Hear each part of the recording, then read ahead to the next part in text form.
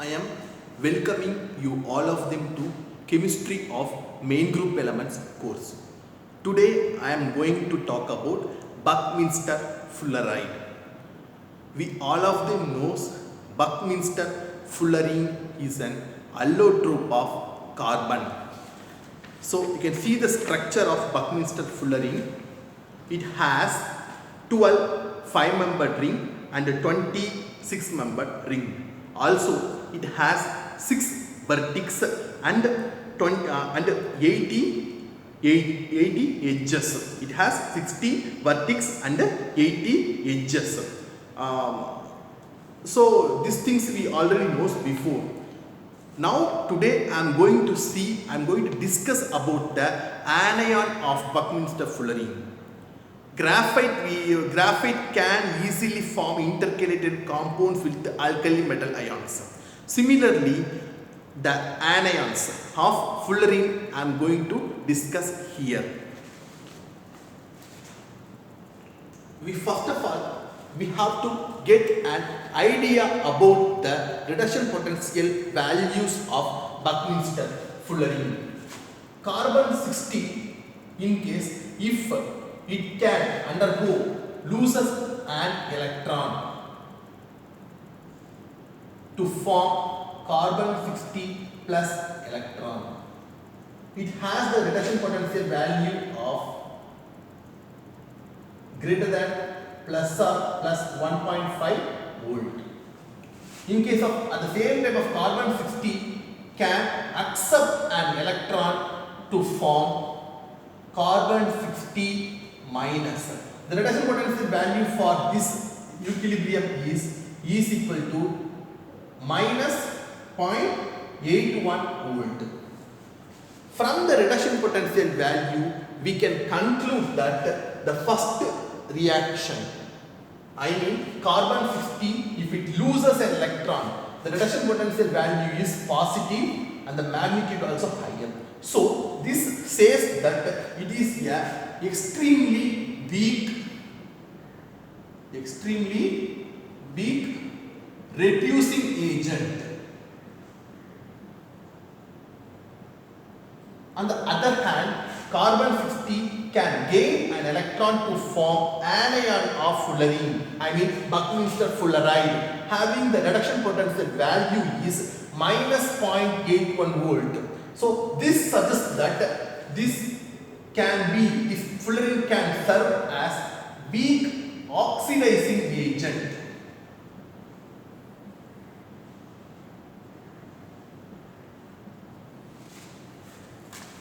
From the reduction potential value, we can conclude that carbon 60, Fullerene can accept an electron to form anion of monoanion of carbon 60. Also, carbon 60 have the ability to accept 6 electrons successfully to form hexaanion, which also confirmed by reduction potential, which also confirmed by the value of reduction potential. Okay, now I am going to discuss about the synthesis of Buckminster Fullerene. How can we prepare the compounds?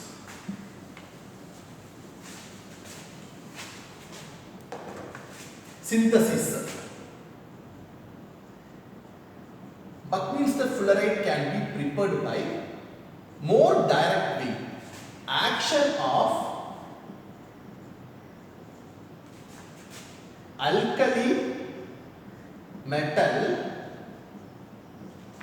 vapor on surface of carbon 60 or melting together the alkali metal and carbon 60. So any one of the way you can get to the alkali metal Buckminster Fullerenes. For example, carbon 60 plus metal can give metal carbon 60. If metal, we know that having the oxidation state, alkali metals can go to +1 oxidation state. So carbon 60 will be -1. So it can go up to the stable state of trianions. So if you add 3 equivalent of metals, you can form M3C16. Metal is having the oxidation state +1. It can take 3 metal ion to form trianion of Buckminster Fullerenes. So this is one of the way. For example, if more particularly, if metal is potassium, then maybe I can put general equation M. If a small m is 3, then potassium 3C16. This is one of the way to synthesize Buckminster Fullerene. The next one is charge transfer complex. We can take an organic alkene ligand which has high electron density.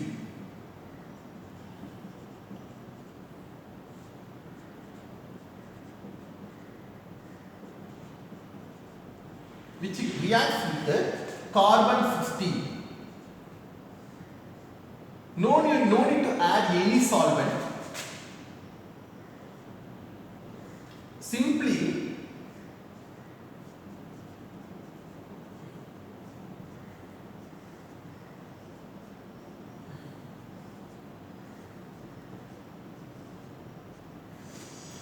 so in this reaction, amine is an electron rich center. This alkene compound is electron rich, which donating one of the electron to carbon 60 to form anion of monoanion of Buckminster Fullerene. It's forming a kind of charge transfer type complex. It's just a very simple electron donor, electron acceptor. It is amine alkene derivative is donating electron to carbon 50 and anion is forming. It is one of the, it's a kind of formation of monoanion generation. The another way of synthesizing Buckminster Fullerene by using host molecules. For example, we can take carbon 60, we can react them with the DMF and potassium. We have to add in carbon 52 cryptans, that is 2 cryptan. 2 cryptan is a kind of host molecule that will be selectively trap alkali metal ions through ion dipole interactions. But I can draw the structure of cryptan.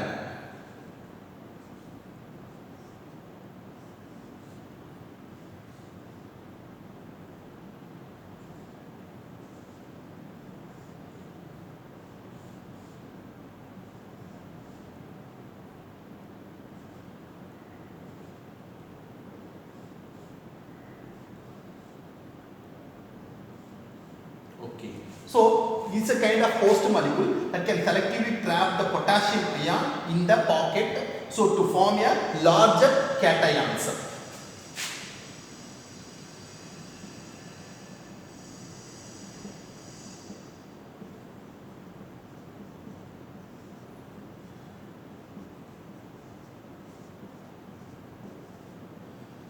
Okay. So the larger cation was stabilized by larger anions. So it's a kind of a dianions. Buckminster Fullerene of dianions can be generated from this way, and also we know that the carbon 50 dianion is paramagnetic in nature.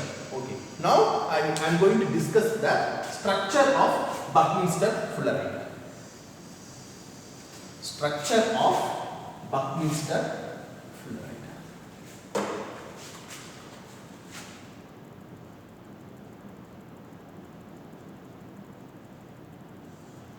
When you take the carbon 60, if you react with the metal, first of all it can form, when you reach the 3 equivalents of metal, it can form M3 C60 trianion will form. Then further addition of further 3 equivalents of metal will give hexaanions. Okay. So now let me see the structure of M3C60.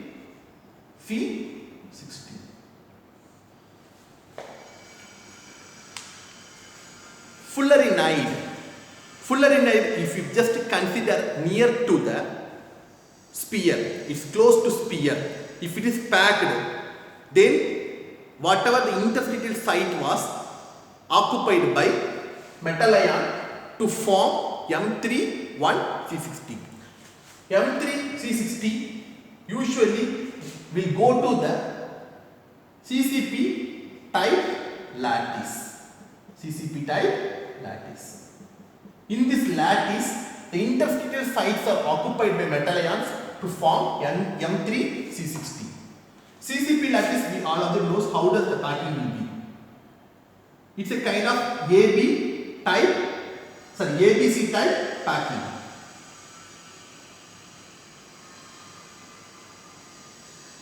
Assume this sphere is a fullerite. This sphere is a fullerite. I mean C60 3 minus are packed in a CCP lattice, and also it is A. Then we have B stacking also. B stacking, and this one again what happened? C60, which will be above of the A layer. It is another layer.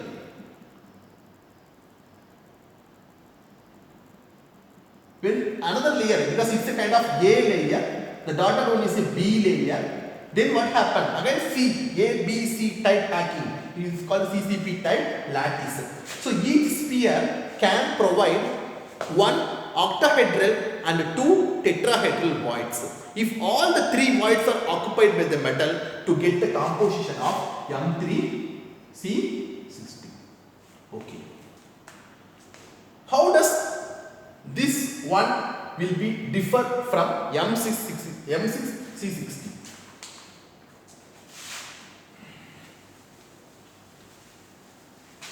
In case of M6C60, it will take the lattice of BCC lattice, body center cubic lattice, BCC lattice. I am just going to draw that lattice to understand more better.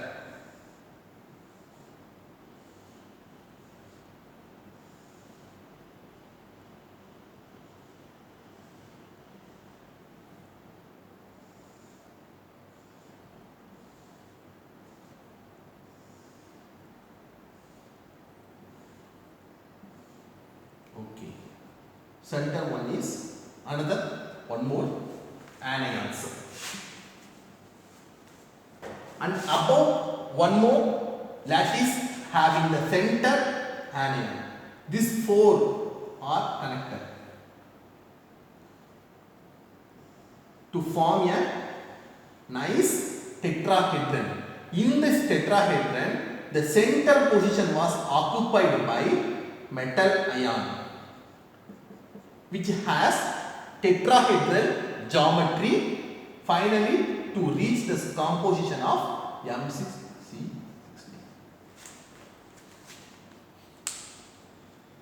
So M6C60 has BCC type lattice.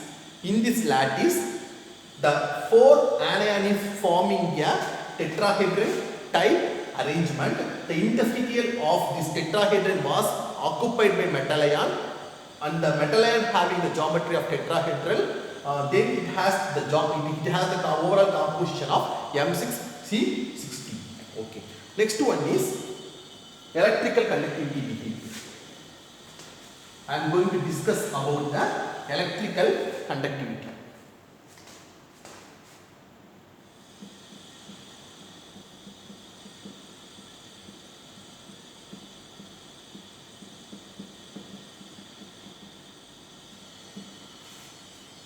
We know that fullerene is a semiconductor which has the band gap around 2 electron volt. I mean the HOMO-LUMO band gap around 2 electron volt. What about the electrical conductivity property when it is having a fullerene moieties? Fullerene molecule, we know that it has 60 p pi orbitals, which was linearly combined to form 60 molecular orbitals. Out of 60 molecular orbitals, 30 are bonding molecular orbitals and the remaining 30 are anti-bonding molecular orbitals. Bonding molecular orbitals, which also can be called as valence band. Valence band. And the remaining 30 orbitals are called as anti-bonding molecular orbitals or can be called as conduction band. Conduction band. The HOMO one is 5-fold degenerate orbital which are completely filled, and the LUMO is 3-fold degenerate orbital which are completely vacant. When the fullerene was doped with 3 equivalents of metal to get the composition of M3C60, the electrical conductivity is increasing. Once it has reached the composition of M3C60, further doping with alkali metal, the conductivity is now decreasing. That can be easily understood, explained by molecular orbital diagram. Carbon 60, I have drawn the molecular orbital diagram of carbon 60 here. You can see here the valence band is completely filled and the conduction band is completely vacant. So, when we add 3 electrons to carbon 60, one by one of the orbitals in LUMO is occupying. So, resulting the conductivity is increasing. Once all the LUMO is occupied, further doping with alkali metal leads to adding up a further 3 electrons. Then what happened? This electron will get paired up. Then the conductivity is decreasing, or you can say once all the electrons are paired up, finally there will be no conductivity. Okay. Then next one we have to talk about it. And also in the electrical conductivity does not depend only the content of metals. It will not only depend upon, for example, M360 or MC60. It does not depend upon the metal content, and also it will depend upon the size of the metal ions. For example, if you have taken the cesium, if you have taken the metal cesium having larger radius. So, the larger radius ion, once it is packed in the C60, the packing efficiency, the packing density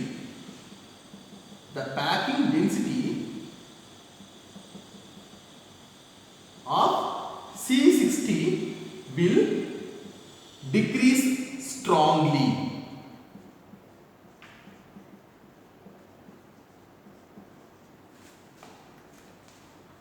So, if the packing efficiency, packing density of C60 will decrease means, so the mutual interaction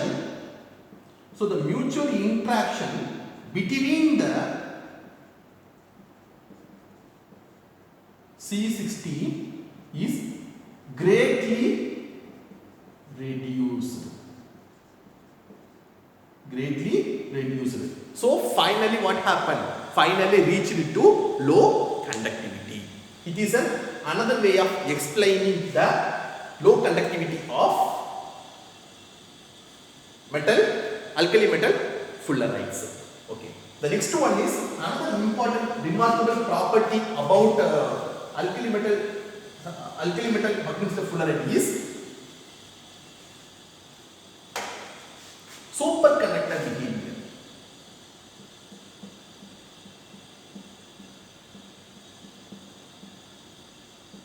Superconductor, we know that at at that certain temperature, when it has cooled to reach, when at the time of cooling, when it has reached the transition temperature, the resistance will fall to 0.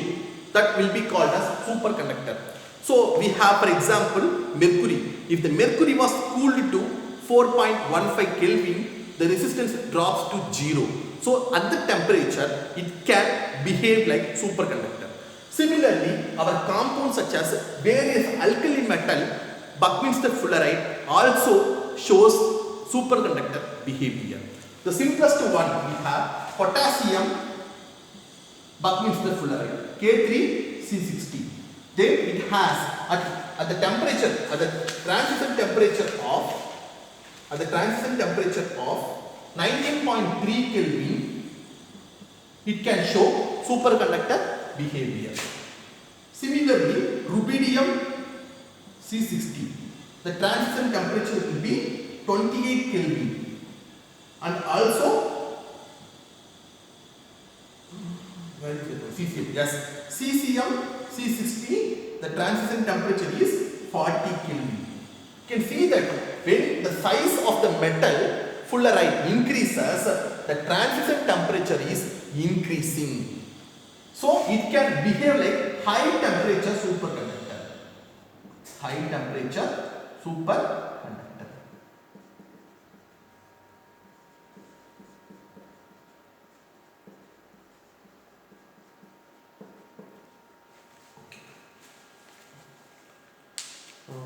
Finally, I would like to conclude this session.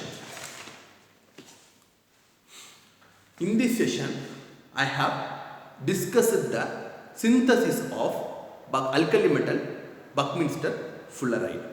I have discussed 3 different ways of synthesizing the fullerides. More direct method, alkali metal with the fullerene, we can get like that of tri-anions or hexa-anions.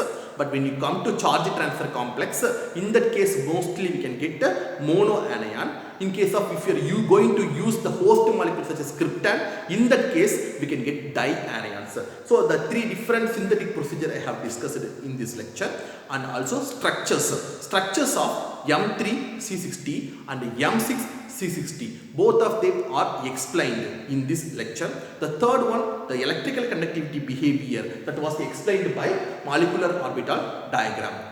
For example, when the alkali metals are doping of alkali metals with fullerene, first conductivity increases to reach the composition of M3C60, and further doping of M3C60 with alkali metal, conductivity decreases, because first the conductivity is increasing because the LUMO of the 3-fold degenerate orbitals are singly occupied, and further doping with alkali metal, the electrons are getting paired up, so there will be no conductivity.